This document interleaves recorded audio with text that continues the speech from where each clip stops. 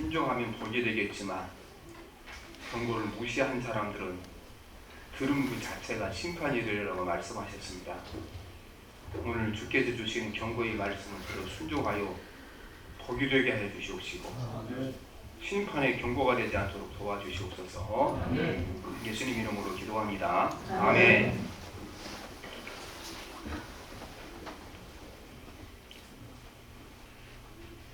우리가 이 다이아몬드를 조금 약간의 빛이 들어온 어두운 곳에 거기에 검정 천 위에다 얹어놓고 보게 되면은 그 영롱하고 찬란한 빛이 쫙 나오는데 그 아름다움을 한 번 경험한 사람들은 그거를 자기 재산 전부를 주고도 소유하고 싶은 그 정도의 아름다움이 있다고 합니다. 그래서 그 보석의 아름다움은 사실은 빛이 쏘여졌을 때 나오는 그 영롱한 그 빛이죠. 그 아름다움이 있고 미에 있습니다.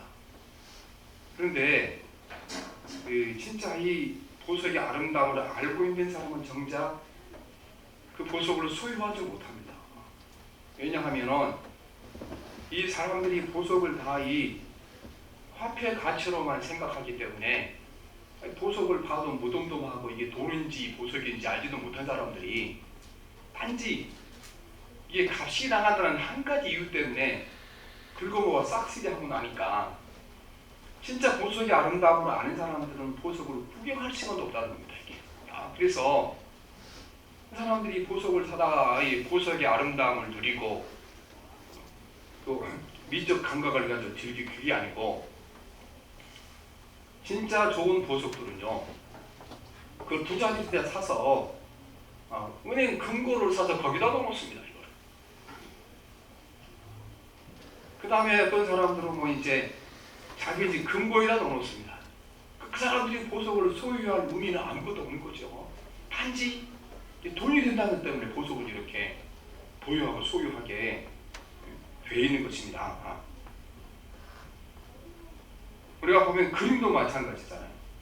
좋은 그림, 진짜 이거 예술적 가치를 아는 사람들을 그 사람들 손에 거의 그림이 없습니다.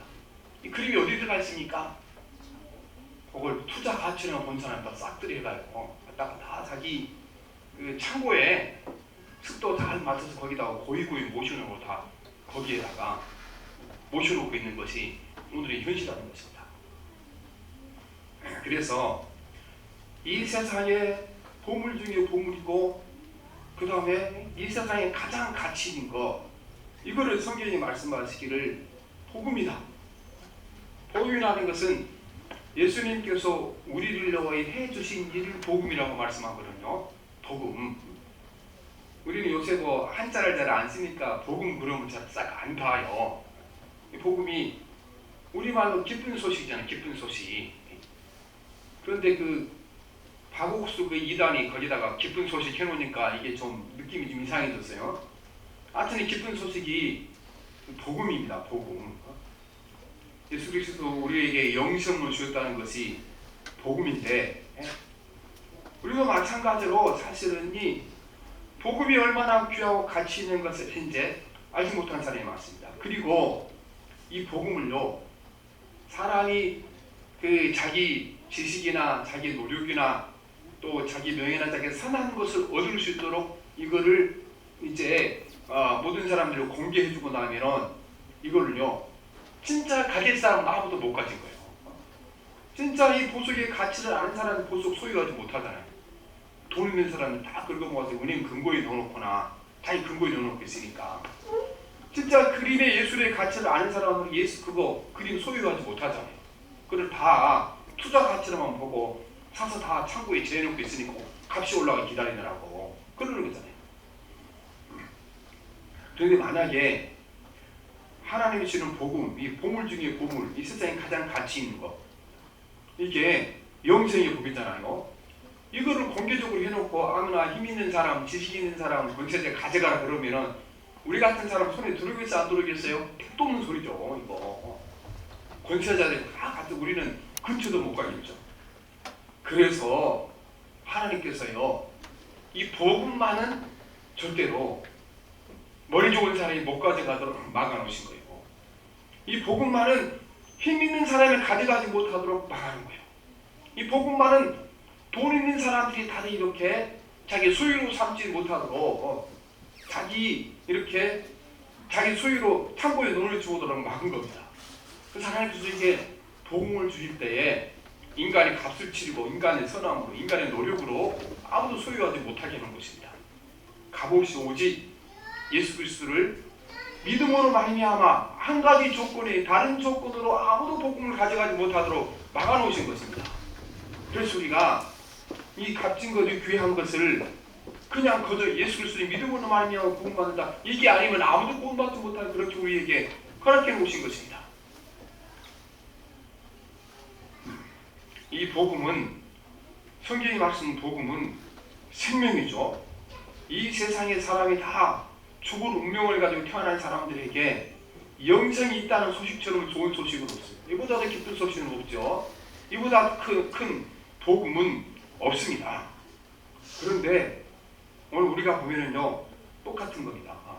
거기 다이아몬드를 소유하고 있지만, 그림을 소유하고 있지만, 진짜 그 다이아몬드에서 나오는 그 아름다운 빛에 대해서는 전혀 느끼지 못한 사람들, 그림 예술적 가치를 느끼지 못한 사람, 이런 사람을 소유하고 있는 것처럼 우리는 내가 예수를 믿지만 가만히 들여다보면 예수님 자체를 그렇게 좋아하는 우리가 신앙을 갖지 못한다는 겁니다. 예수님 자체가 귀하고 존귀하고 그분 자체가 동물이라는 사실을 우리가 모르고 신앙생활을 합니다. 그럼 뭘 우리가 누리고 살아가는가?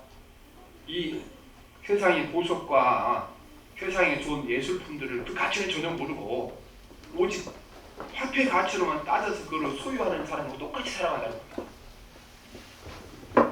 그래서 우리가 보게 되면은 이제 내가 정말 예수 그리스도를 믿고 죄 사함 받아 그분의 자녀가 되고 부활에 이르게 되고 영생이 이르러 주님과 더불어 영생으로 살 것이다.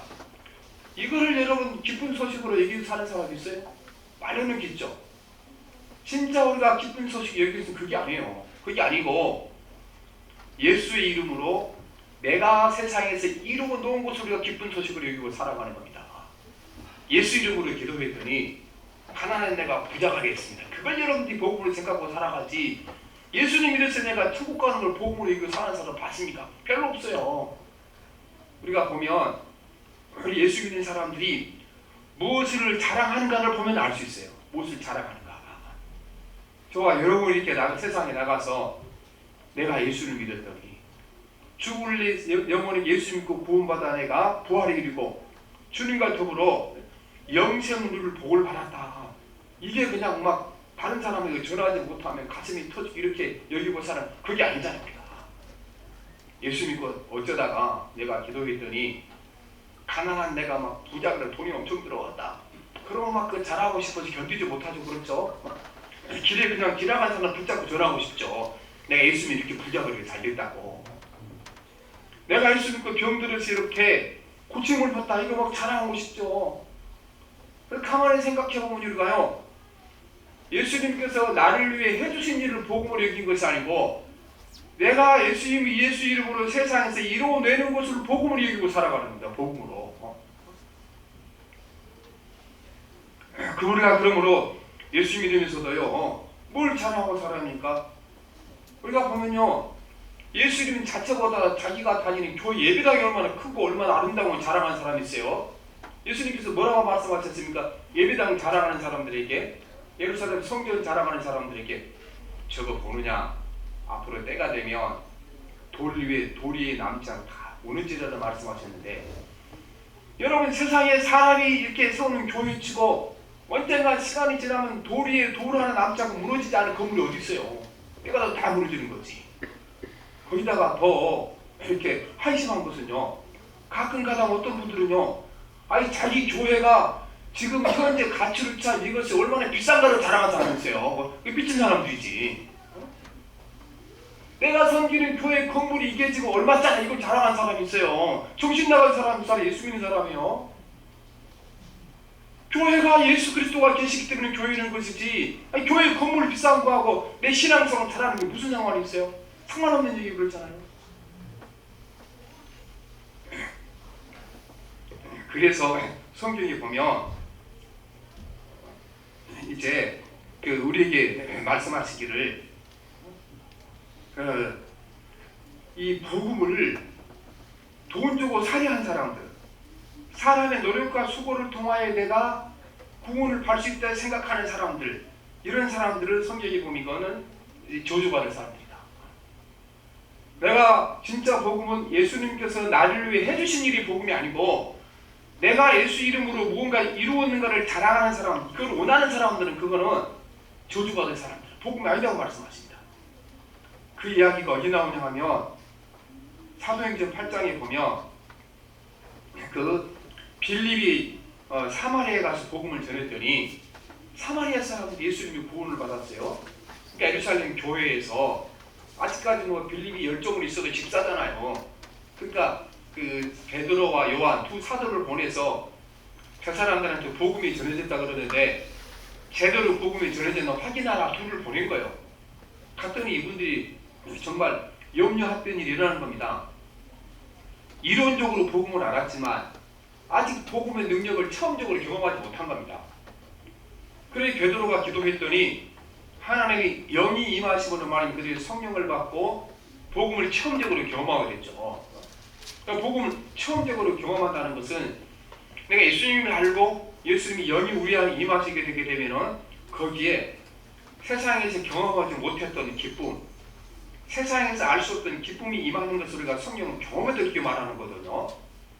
그래서 거기 있던 사람들이 막 성령을 받고 기쁨으로 충만하니까 거기에 시몬이라는 마술사가 있는 거예요. 이 마술사가 베드로와 요한 사도를 찾아가서 사도님, 내가 돈이라 그러면 아주 가질 만큼 가졌습니다. 내가 돈을 왕창 드릴 테니까 사도님께서 기도하면 그 성령이 임하신 능력을 저한테 파세요. 얼마 드릴까요? 그렇게 얘기한 거죠. 그때 그 얘기를 듣고 베드로가 하는 얘기가 네가 하나님의 성령을, 하나님의 선물을 돈을 주고 사는 것으로 알았냐? 너는 저주를 받을 거다. 이렇게 얘기합니다. 이르되 권능을 내게도 주고 누구든지 내가 안수하는 사람은 성령을 받게 해 주소서 하니 베드로가 이르되 내가 하나님의 선물을 돈 주고 살 줄로 생각하였으니 내 은과 내가 함께 망할지어다. 이게 넘어서 사도행전 8장 19절 20절 말씀인 것입니다. 철저하게 이 복음은 돈 주고 사는 것이 아니다. 이것은 사람의 선한 것을 얻은 것이 아니다. 그래서 복음의 특징이 뭐냐면요, 이거는 내 노력과 내 지식과 내 능력과 내 권세를 얻는 것이 아니고 오직 하나님께서 나를 위해 주신 것만 복음인 겁니다. 거기에 인간의 지식이 조금이라도 들어간 복음이 아니다. 인간의 노력이 조금이라도 들어간 복음이 아닙니다. 인간의 선함이 들어간 복음이 아니라는 겁니다. 복음은 오직 하나님께서 나를 위해 해주신 것을 복음이고 우리는 그 복음을 내가 믿기만 하면 되는 것이지 그 복음을 위해서 내가 할 일이 없다는 것입니다. 예수님께서 역시 똑같이 천국을 값진 진주에 비교하셨잖아요. 값진 보석에 비유하셨어요. 그 천국을 진주에 비유하신 비유가 마태복음 13장 45절 46절에 나와 있습니다.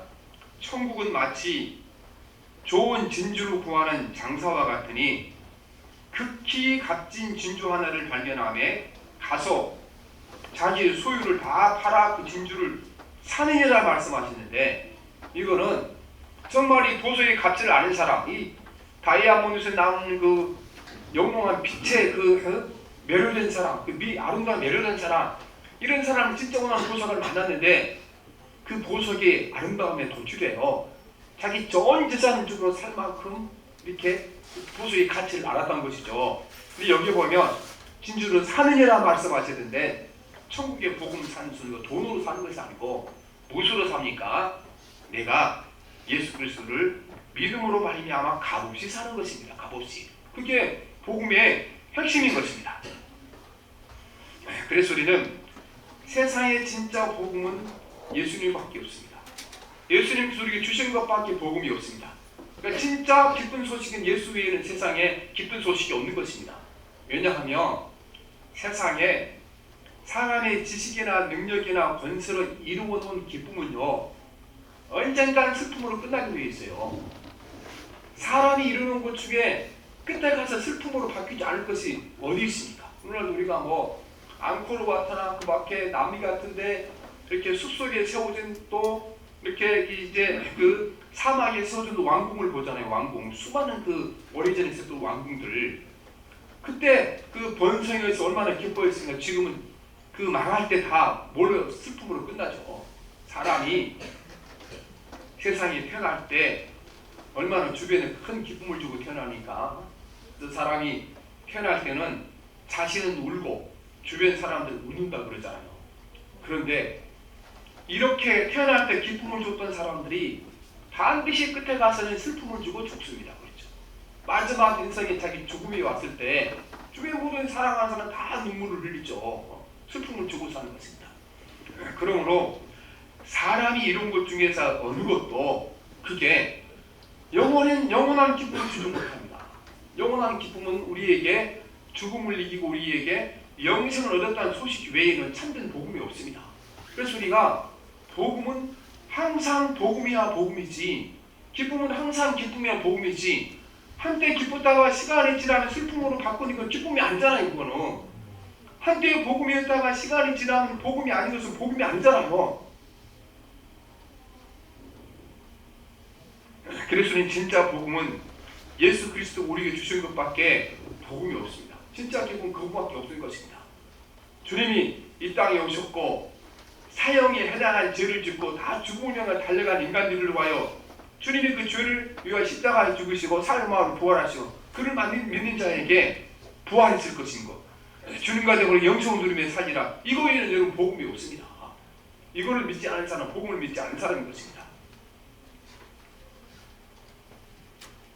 우리가 예수 믿고 얻는 자들이 그러므로 결론적으로 가장 큰 복음은 영생을 얻는 복음입니다. 예수님 우리에게 이 땅에 영원한 생명을 주러 오신 분입니다.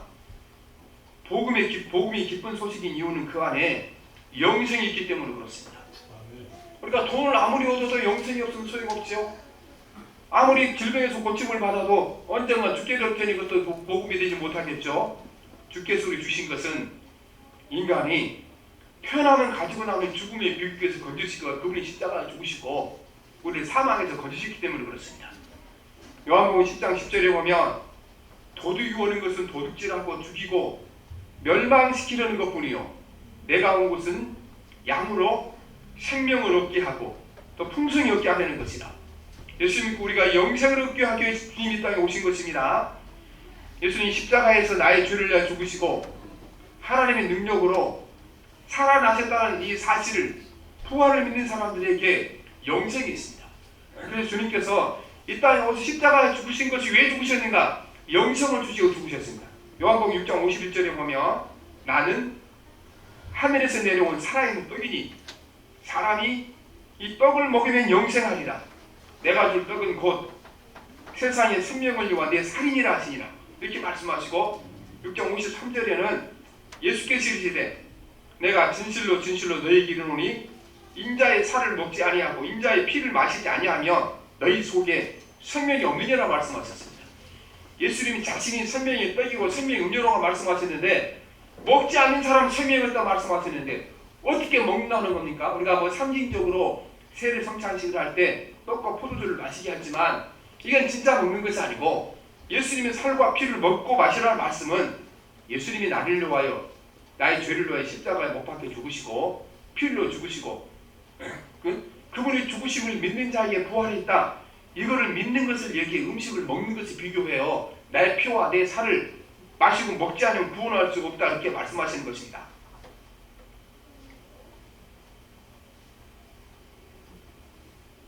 그래서 우리가 보면 이 갈라디아서 전부가 이별해서 말합니다. 갈라디아 사람들에게 사도 바울이 복음을 전했습니다. 이 갈라디아는 그 도시 이름이 아니죠.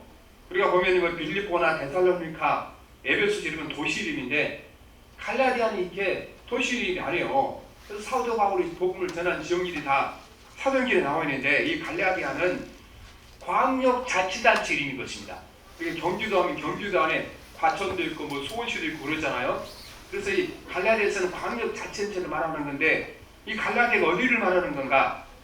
사도행전 이제 14장에 보게 되면은 이 갈라디아 지역이 있는 도시가 어딘가를 말씀해 주는데, 사도행 14장 6절에 보면 저희가 알고 도망하여 루가노의 두 성 루스드라와 더베와 및 그 근방으로 가서, 루스드라, 더베, 이고니온 이런 지역에서 사도 바울이 복음을 전했다고 사도행에 나와 있는데, 14장에 나와 있는데, 바로 이 지역을 일컬어 갈라디아 지역을 이렇게 말씀을 하고 있는 것입니다. 이 갈라디아 지역에 가서 사도 바울이 복음을 전했죠. 여러분들이 위하여 십자가에 죽으신 예수 그리스도를 믿고 그분의 부활을 믿은 여러분은 죄 사함 받고 영생을 얻습니다. 그래서 복음이란 여러분들이 뭔가를 해야 하는 것이 복음이 아니고, 하나님께서 여러분을 위해서 해주신 그 일이 복음이고, 그 일을 믿는 사람들에게 영생이 있으니 이거를 전했다는 겁니다. 이 복음을 전했는데, 많은 사람들이 이 복음을 잘못 이렇게 이제 잃어버렸다는 거예요. 그래서 갈라디아서 1장 6절 7절을 보게 되면 이제 그 바울이 전한 이 복음을 잃어버리고 거짓 복음을 이 사람들이 믿게 된 겁니다. 갈라디아서 1장 6절 7절을 보면 그리스도의 은혜로 너희를 부르신 일 이같이 속히 떠나 다른 복음을 따르는 것을 내가 이상하게 여기노라. 다른 복음은 없나니 다만 어떤 사람이 너희를 교란하여 그리스도의 복음을 변하게 하려 함에 이렇게 말씀하셨는다. 이 다른 복음이라는 뭔가, 진짜 복음은 뭐라 그랬습니까? 하나님이 나를 위해 해주신 일이 복음이에요. 내가 예수 믿고 내가 한 일이 복음이 아니고 내가 이룬 일이 복음이 아니고, 그런데 갈라디아 교회에 와서 이 거짓 선자들이 말하기를 예수님이 여러분을 위해 십자가에 죽으시고 부활하신 거 이것만 갖고 여러분 구원받지 못한다. 사람도 뭔가 해야 한다. 이제 가장 중요한 건 사람이 해야 한다 주니까 율법을 지켜야 한다고 말하고, 율법 중에 가장 이 사람들이 강조한 것이 너희들도 할 일을 받아야 구원받는다. 유대인처럼 되어 구원받는다. 이 복음을 그들에게 전했는데 사도 바울은 그거는 복음이 아니다. 그건 기쁜 소식이 아니다. 사람이 뭔가 해서 노력해서 구원받을 수 있는 길이 없고, 만약에 그렇게 사람이 노력하고 수고해서 권력을 통하여 구원받는다 그러면 아무도 구원받지 못할 거다. 왜냐하면 권세자들의 힘 있는 사람이, 돈 있는 사람들이 그 구원을 다 자기들이 독차지하게 너희들이 어떻게 구원받겠냐 그렇게 말씀하셨고, 그리고 세상 권세와 돈으로 그 복음을 독차지한 그들도 구원받지 못할 그렇게 말씀하죠. 이렇게 사람이 자기가 얻은 의와 선한 것과 세상 권세로 구원받고자 하는 사람은 본인도 구원받지 못하는 겁니다. 거기에. 그래서 본인도 천국 가지 못하고 다른 사람도 천국 가지 못한 사람들이 바리새인이라고 말씀하잖아요. 그래서 우리는 갈라디아 교인들에게 영생의 복을 받기 위하여, 인간이 구원받기 위해서는 인간의 노력이나 공로나 선한 것이 필요하지 않다. 이 복음을 전해준 것입니다. 그래서 구원은 사람의 어떤 노력이나 선함도 필요 없고, 또 이 선함과 사람의 선함과 노력 안에 구원받을 수 있는 능력도 구원이 없다고 말씀하신 것입니다. 오직 구원의 길은 어디 있는가? 우리 죄를 위하여 십자가에 죽어지신 예수 그리스도를 믿는 믿음 밖에는 다른 구원의 길이 없다고 이렇게 말씀하시는 것입니다. 그렇죠? 이거 외에 다른 인간적인 방법으로 구원을 얻으라 해놓게 되면은 우리 같은 사람 구원받을 길이 아무도 없다는 겁니다. 힘 있는 사람, 권세자들이 다 취해갈 것이기 때문에 그렇습니다. 그래서 오늘 말씀에 보면 아브라함이 비유됩니다. 아브라함이 하나님께로부터 구원을 받았는데 아브라함이 선에서 구원받은 것이 아니다. 하나님 앞에 의로운 일을 하면서 구원받은 것이 아니다. 아브라함이 하나님이 믿었기 때문이다. 장차 아브라함의 죄를 위하여 예수님이 세상에 보내주시고 예수님이 십자가에 죽으셔서 아브라함의 죄를 위하여 그분이 죽으실 것을 믿음으로 말미암아 아브라함도 구원을 받았다. 그 얘기하는 것입니다.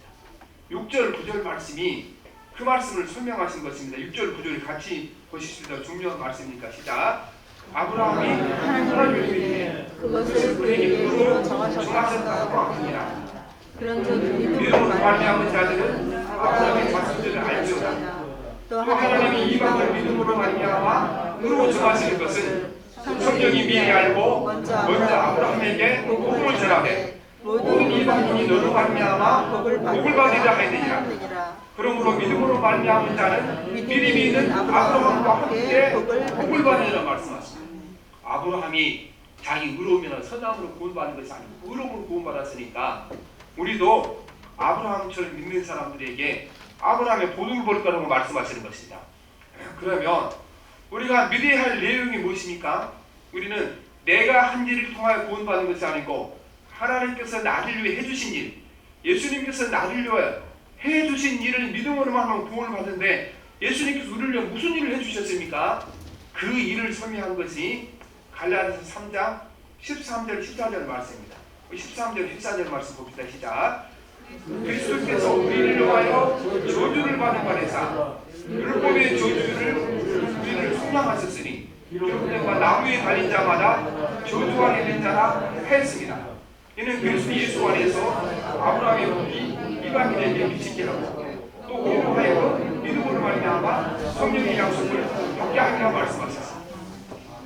그리스도께서 무슨 일을 하셨습니까? 오늘 우리가 이제 10절 말씀에 보면 무릇 율법대로 사는 사람들 살지 못하는 저주를 받으라 말씀하셨고 10절에 봅시다. 시작. 무릇 율법 행위에 속한 자들은 저주 아래 있나니 기록된 바 우린 율법책에 기록된 대로 모든 일을 항상 행하지 아니하는 자는 저주 아래 있는 자라 하였습니다. 오늘 말씀이 뭘 설명하냐 그러면 율법을 지키는 사람들은 100% 완벽하게 지키지 못하면 저주 아래 있다. 내가 율법을 지킨다 해도 100% 완벽하게 지키지 못하면 저주 아래 있다. 그런데 이 땅의 모든 인간이 율법을 완벽하게 지킬 수 있는 인간이 아무도 없죠. 그러니까 이 땅의 모든 사람, 율법을 지킨 사람도 뭐가 있습니까? 저주 아래 있다고 합니다.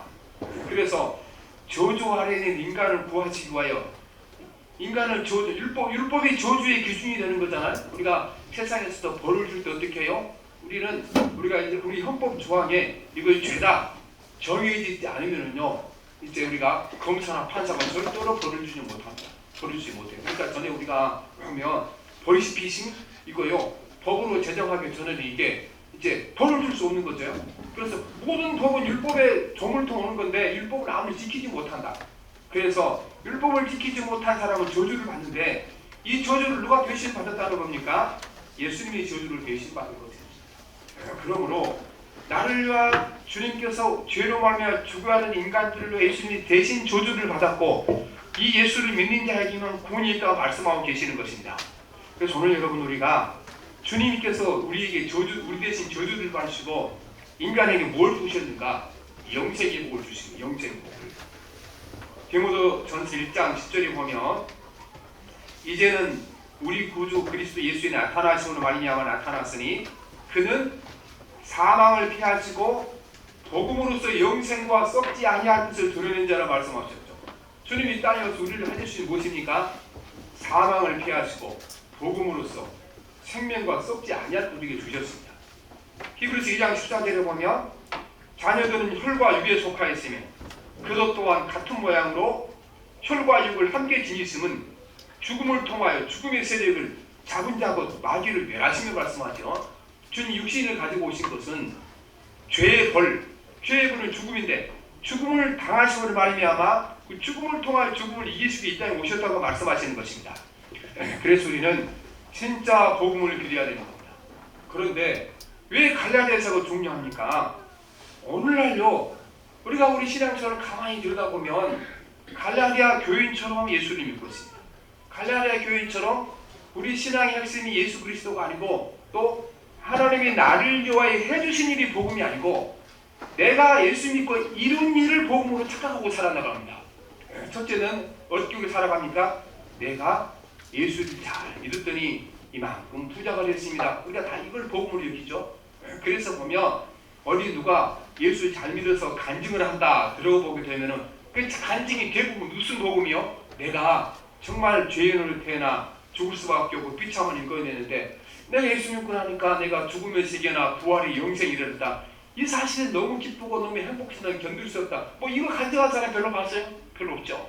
뭐 간증에 오게 되면 내가 예수 믿고 가난했는데 엄청난 부자가 됐습니다. 결국은 뭐를 복음으로 여기는 겁니까?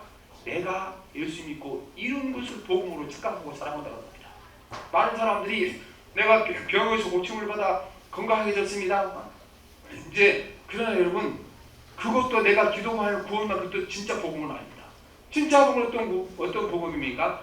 내가 예수 믿고 죽음이 이르러도 주께서 나를 영생 누리게 하실 그 복음이 믿어진 것 진짜 복음인 줄 믿습니다. 나머지는 복음이 아니라는 것입니다. 그래서 오늘 우리가 보게 되면은 우리가 보면요 이 갈라디아 교인들이 믿었던 가짜 복음을 믿고 있는 거예요. 가짜 복음을. 내가 예수 믿고 세상에서 얻은 것을 복음으로 여기고 살아가는 것입니다. 그래서 오늘도 우리가 보게 되면 우리가 예수 믿고 나서 세상에서 이렇게 막 부자가 된 거, 세상에서 이렇게 내가 높아진 거, 세상에서 명예를 얻게 되는 거, 세상에서 권세를 얻게 되는 거, 이거 우리가 얼마나 자랑하고 살아가니까, 왜냐하면요 그걸 복음으로 착각하기 때문에 그렇습니다. 그러나 여러분 그건 가짜 복음입니다. 사람의 능력과 노력을 얻은 것은 어떻게 했습니까? 언젠간 끝에 가서는 비극으로 끝나게 되어 있는 겁니다. 사람이 얻은 것은. 오늘날 기쁘게 하는 것들, 사람의 손으로 얻은 것들은 언젠간 슬픔으로 끝나게 되어 있는 것입니다. 그건 기쁨이 아니잖아요. 그건 복음이 아니잖아요. 진짜 복음은 오늘 기뻤으면 영원히 나에게 기쁨을 주는 것이 진짜 기쁜 거죠.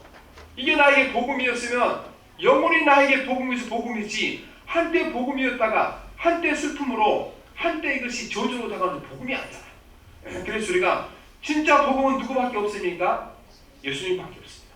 진짜 복음은 내가 예수 믿고 이루은 것이 복음이 아니고 주님이 나를 위하여 십자가에서 이루어진 일이 진짜 복음인 것입니다.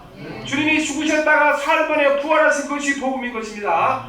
주님이 죽으셨다가 살아난 그분을 믿는 자에게 영생을 주셔서 약속하셨는데, 이 영생을 믿는 것만이 진짜 복음인 줄 믿습니다. 그래서 우리가 진짜 복음으로 바꿔야 할 줄 믿습니다. 저나 여러분이나 가만히 생각해 보면 갈라디아 교인들이 속았던 것처럼 가짜 복음이 속고 있는 겁니다. 우리가 갈라디아서 전부를 읽어보게 되면요, 이 사도 바울이 피를 토하는 심정으로 갈라디아 교인들에게 부르짖습니다. 제발 왜 내가 드는지 진짜 복음, 십자가의 복음, 부활의 복음, 그분이 믿는 자의 영생인 이 복음을 버리고 네가 예수 믿고 세상에서 이루어온 일, 그 일을 복음으로 여기고 살아가느냐? 사람들 보기는 복음처럼 여기죠. 그렇게 우리가 세상에서 잘되고 세상에서 좋은 거 넣어놓게 되면 다 박수 쳐주잖아요. 다 나를 부러워하잖아요. 그런 복음이 아니라는 겁니다. 그건 언젠가는 슬픔으로 바뀔 수밖에 없는 복음인데 그렇습니다.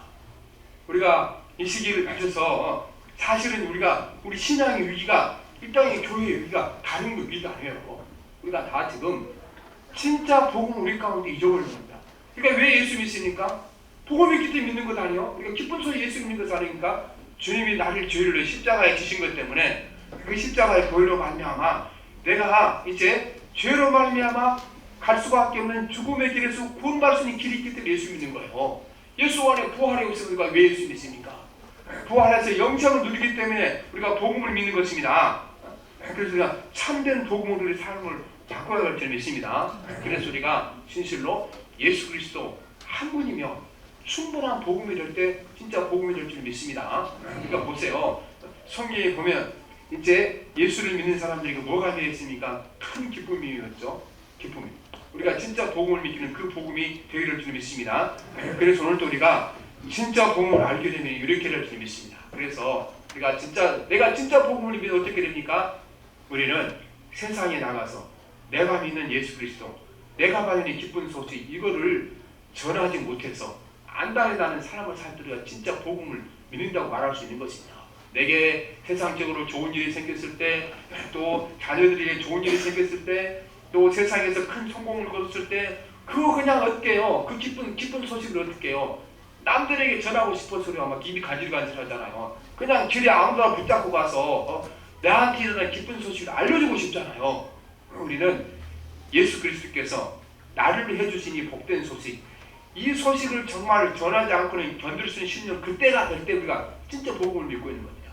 오늘 우리는 이 가을에 주님 앞에서 가짜 복음, 사람이 이루는 것, 이게 복음이 아니고 주님이 나를 위해 해주신 일, 십자가 죽으시고 부활하시고 나에게 주의 성령을 보내셔서 예수 믿고 구원받을 수 있는 소망을 주신 이 복음은 온전히 붙잡은 저와 여러분 되야 될 줄 믿습니다. 기도하겠습니다. 살아계신 하나님 아버지, 오늘 우리가 예수를 믿지만 하나님 넘치는 기쁨도 없고 넘치는 감격도 없고 이 땅에 무슨 일이 일어나는지 하늘의 소망 두고 살아가지 못한 것은 갈라디아 교인처럼 우리가 가짜 복음을 믿기 때문에 그렇습니다. 하나님, 가짜 복음은 사람이 자신의 지혜와 능력과 지식과 권세로 이루어놓는 일이 가짜 복음이라고 말씀하셨습니다. 오늘 우리 하나님 아버지, 내가 내 능력과 내 지혜와 내 지식과 내 선함으로 이루어놓은 것을 복음으로 여기고 살아가기 때문에 우리가 이것을 이루지 못하여 이루어놓으면 교만해서 복을 누리지 못하고 살아갑니다. 오늘 하나님 아버지 성령께서 사도 바울을 통하여 우리에게 하나님 아버지 정말 피를 토하는 심정으로 이 가짜 복음을 여기 버리고 진짜 복음을 여기라고 믿으라고 말씀하시는데, 오늘 우리가 가짜 복음을 버리고 진짜 복음을 믿게 해 주시옵소서. 오직 예수께서 나를 위해 해주신 일만, 나를 위해 십자가에 죽으신 일만, 그가 부활하신 일만, 이 진리를 믿는 자에게 영생과 부활했다는 소식을 믿는 것만이 참 복음임을 깨닫게 도와주시고, 우리가 이 복음을 가슴에 새기고 이 복음을 전하지 못하여 하나님 아버지 진실로 우리가 견딜 수 없는 뜨거운 가슴으로 살아가는 성도가 되게 역사하여 주시옵소서. 예수님 이름으로 기도합니다. 아멘.